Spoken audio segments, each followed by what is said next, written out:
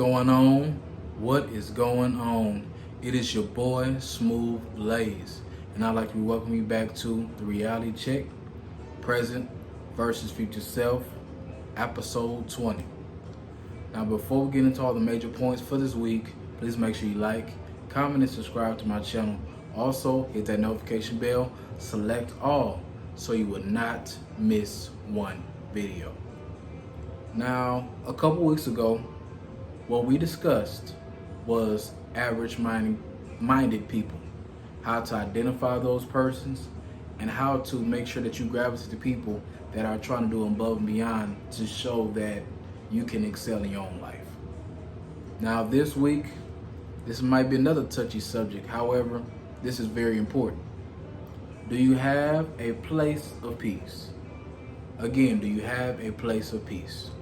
Now, when I think about the idea of having a place of peace, the first thing that comes to mind is privacy and isolation.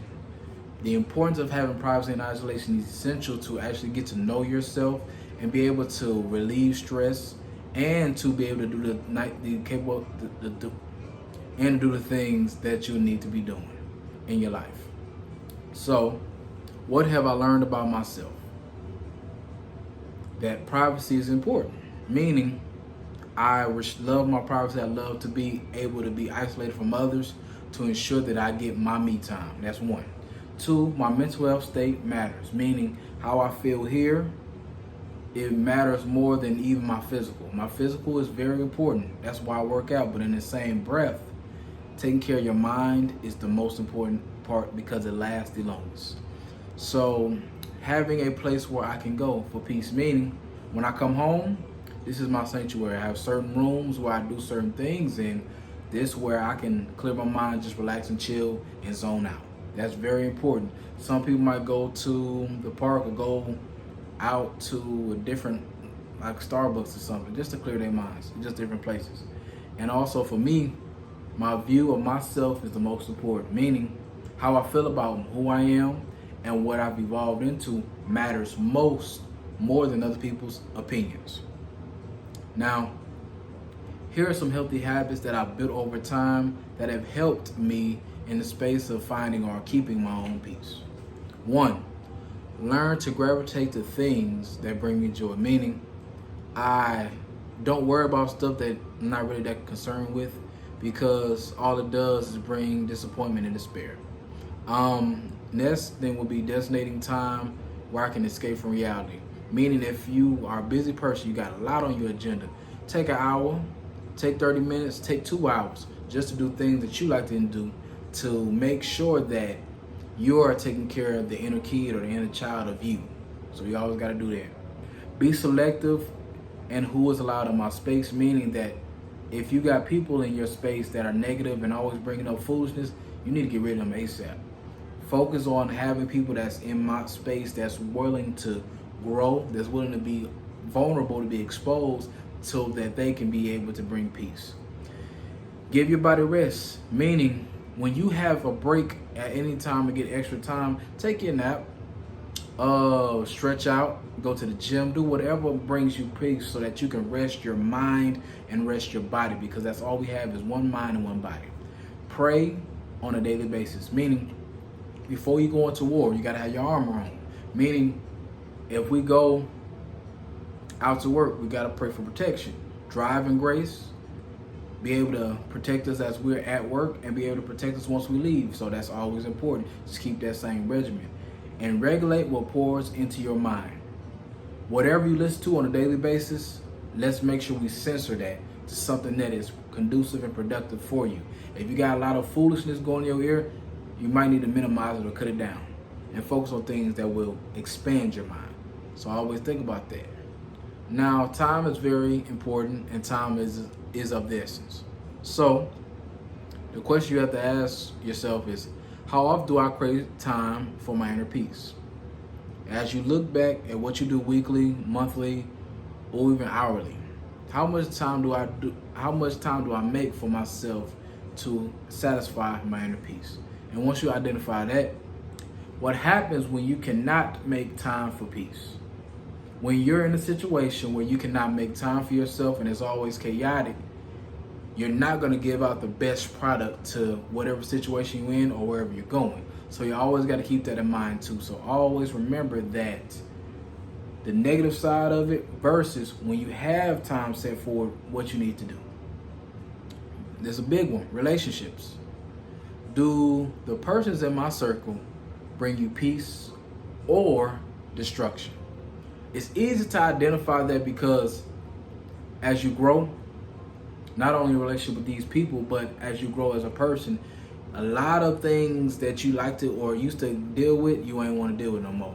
So each person in your circle, either you have to figure out exactly, are they a leech or are they somebody that can add to, that can encourage you, that brings peace and solidarity, or they always talking about negative stuff.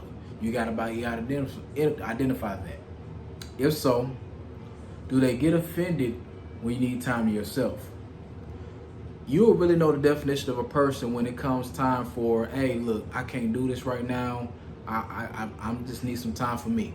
If a person getting their feelings, they really don't need to be around you, because if they can't value you having time for yourself, when they have time for themselves, you do the same thing for them as far as giving them their space and don't take nothing personal. That means they're selfish individuals and all they care about is their own agenda behind it. So you have to get rid of them ASAP. Next, financial management. As you look at your finances, just really reflect over. Does your bank account bring you peace or is it disappointing?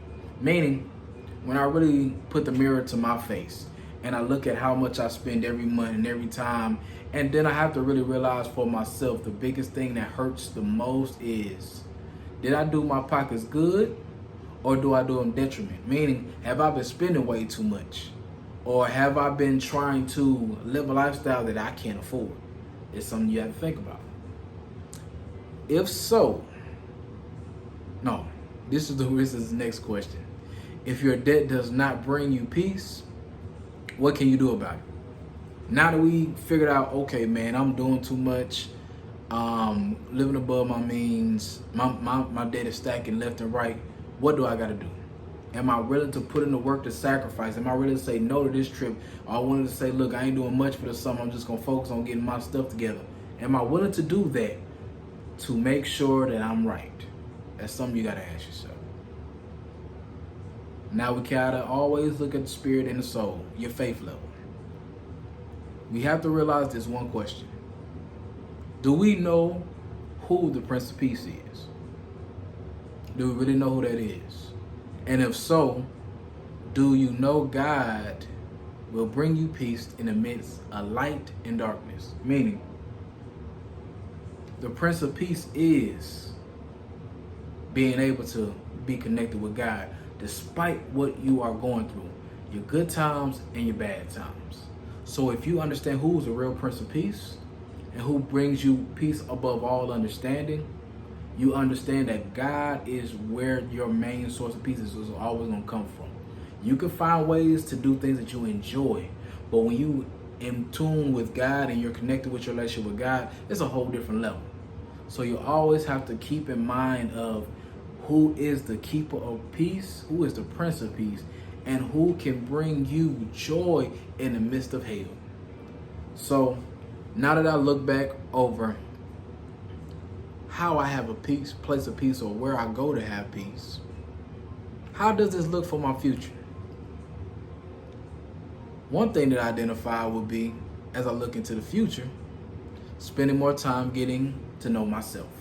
Meaning, I know me. I care about me. I love me. It's not selfish. It's just taking care of you first before you take care of anybody else. Being able to identify those jewel relationships that I have. Meaning, those star players, those, we can say from a basketball perspective, them all-stars we got on our team. You got to always value what they say and value how they move. You don't have to always agree with them, but value what they say because they come from a good place. My attitude towards my money will grow.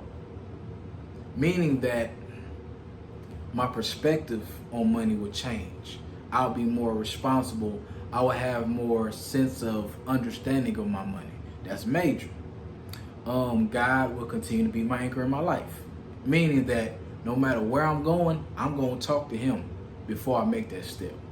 It's difficult at times because we want to do stuff on our own, but I have to always keep that in consideration as I'm moving throughout these spaces, right?